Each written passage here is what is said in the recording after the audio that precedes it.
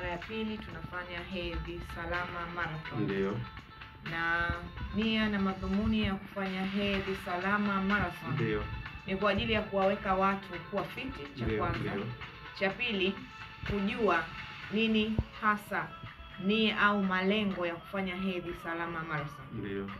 Pili ni kuwapa nafasi wanawake au watoto wa kike pamoja na wanaume kwa pamoja kushiriki hedhi salama marathon.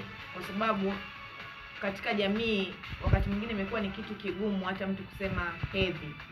Kwa hiyo sisi tunawapa watu nafasi ya kutoa ule uoga na kuona kwamba ni kitu cha kawaida, kwamba hata tunaweza tukakimbia, unaweza ukakimbia mtoto wa kike hata ukiwa hedhi.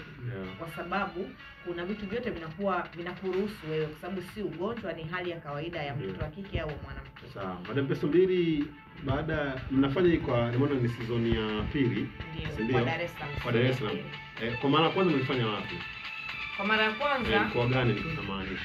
Ilifanyika Dar es Salaam, lakini sio kwa ukubwa. Ndio. Lakini kwa mara ya pili ndio ikafanyika kwa ukubwa zaidi katika viwanja vya Posta mwaka jana.